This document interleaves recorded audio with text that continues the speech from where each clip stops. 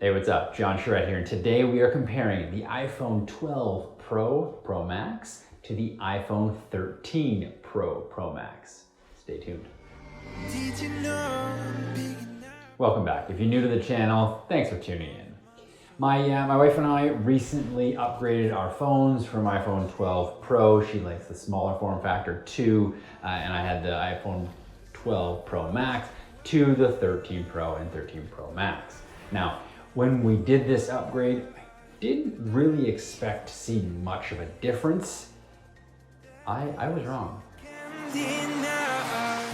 All right, first let's just talk pricing, just so you get it out of the way so you know. If you were to purchase an iPhone 12 Pro right now, you'd pay about $500 US versus an iPhone 12 Pro Max, $625 USD. Now, how much more for the 13? You're looking at about a 30% increase. An iPhone 13 Pro, these are all used prices, kind of on local marketplaces, will come in at $725 USD, and the Pro Max at $850. So, is it worth the 30% increase? Well, I'd like to answer that today. Whether you have an 11 or you have a 12 and you're thinking about moving up to the 13, hopefully I can get you some answers. Let's talk size, the form factor. As you can see here, they're pretty much the same. To the naked eye, you wouldn't really notice a big difference. If I put the Pro side by side, this one's a bit dirty. You can see they shifted the buttons a little bit, right? Small button change. Other than that, yeah, you can see here where the power button is, they have moved it.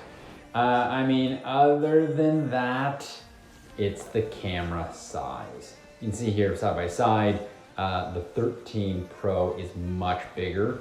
And I'll get into that. Actually, let's talk cases. It's probably the easiest way for you to visualize and see.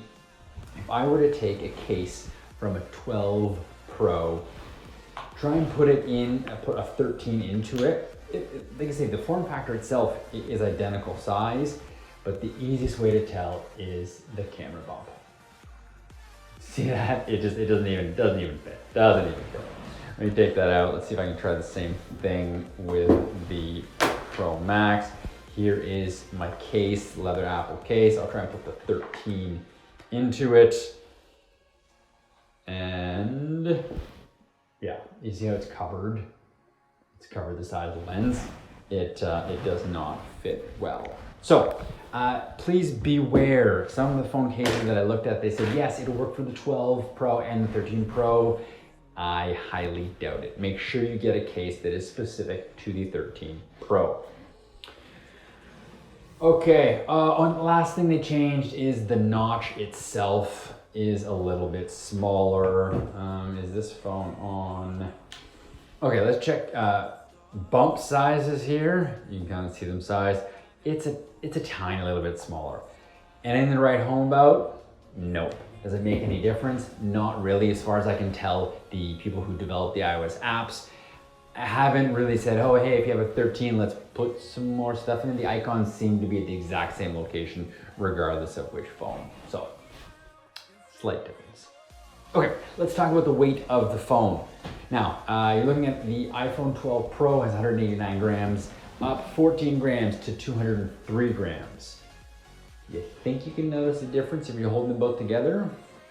You actually can. Funny enough, I'm not sure how much 14 gram weighs in my hand, but you can tell the difference that this one is still heavier. Same goes for the Pro Max. It is slightly heavier with the 13. Once again, nothing to write home about.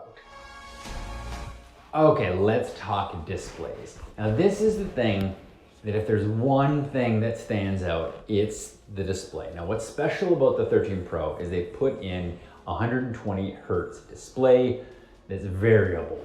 So it's not always running at 120 hertz, which is good because it saves battery when it goes for slower speeds. But when you pick up the phone, it's the first thing that I noticed. The first thing my wife noticed is just the fact that it's smooth and buttery. And if there's one thing that I love most about the upgrade, it's the display.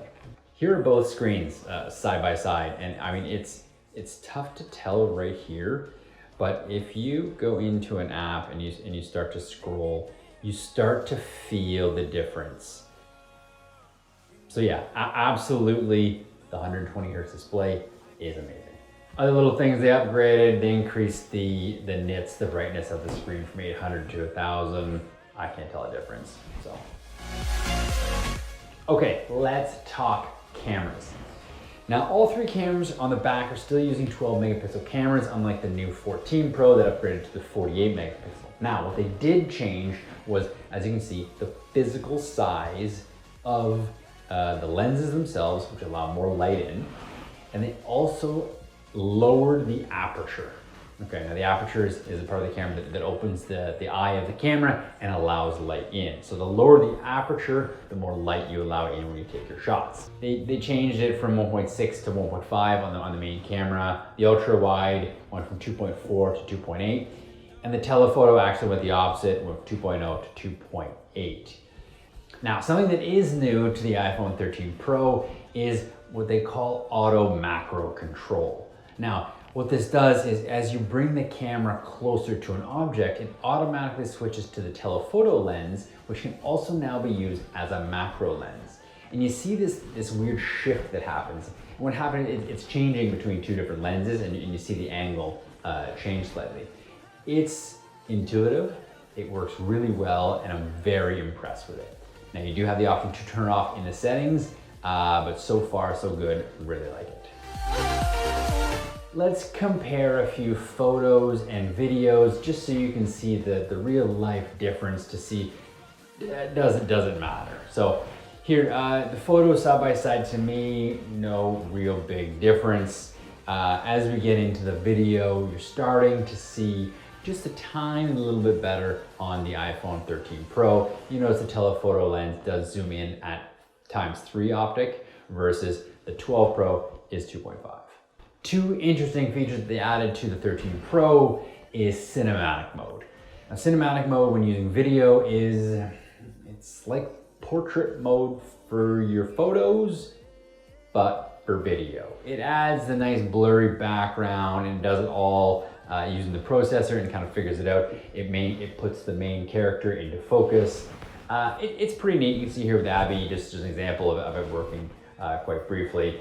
Like I say, if you're big into creating movies and videos using your iPhone, I could see this being pretty cool. And the last thing is ProRes. Now, ProRes is a type of video codec that allows you to, they call it, they boast a lossless video format.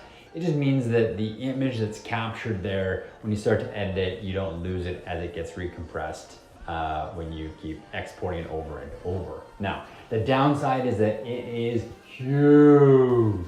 An example, you'll see some footage here as I go through just to compare them, that a normal 4K 24 frames per second video, 10-second clip was about 50 megabytes. For the same clip, 10 seconds, 4K at ProRes, it was close to a gig, 950 megabytes in size.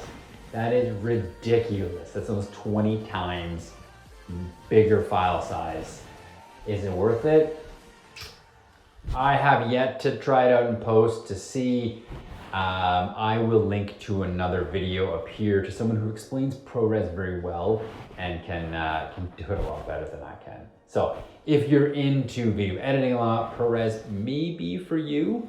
But yeah, so far the file size difference makes it pretty tough. Now, speaking of that, we upgraded to the 256 gig version of to the iPhone 13 Pro and Pro Max because that's what you need to ProRes at 4K. If you only have the 128 gig version of the phone, you can only do 1080p. So please note, if you're into video, 4K video, get 256 gig or higher storage. All right, processors wise, I mean, we went from the A14 Bionic chip to the A15 Bionic chip. Can I tell a difference? Not really at all. They added an extra GPU core. I don't really play a lot of games on here. I do have Diablo Immortal installed, and I mean, to me, it feels the same. So when it comes to that, I mean, and to be honest, that was probably one of the only features that I assumed would feel better was the speed increase from phone to phone. Meanwhile, it ended up being the display that I like most. So, which brings us into our conclusion. Hands down, the 120 hertz display is the biggest noticeable difference between these two phones. Now, if you are a big camera user, then yes, there are some features, ProRes, cinematic, and the additional aperture size, which helps with low light. So, but if you're not a big camera guy, may not be an upgrade for you. Now, I like to use my iPhone usually as my top-down camera. For the use of this video, I had to borrow my brother's camera, thanks Kent. But yeah, I like to use it as a secondary angle. So for me, it's really important to have as best a camera as I can. Not sure if I'll use the cinematic effect yet for a secondary camera. I feel like it's more of a main camera feature. And I'm definitely still on the fence with ProRes. So, I'm on the fence. I'm glad I did the upgrade one. I like to keep myself new, with the latest and greatest. The iPhone 14 Pro just came out. I'll wait till next year on that one. Thankfully, I was able to get this 13 Pro Max for a significant decrease in price because I got it 1 year, or not even 1 year. I mean, I think this phone is 6 to 8 months old, which is great. So I save a lot of money, almost like when I buy a used car. Sometimes I'll buy something 1 or 2 years old with low kilometers and save a boatload of money. I mean, not anymore. The used market is crazy. So anyway, yes, I think the upgrade is great for myself because I use it a lot with the camera. My wife, I don't know. We'll see if she ends up using it, but stay tuned. Thank you for watching. Please leave me, hit a like, leave a comment if you have any more questions, and I'll be glad to help. Stay tuned for the next one.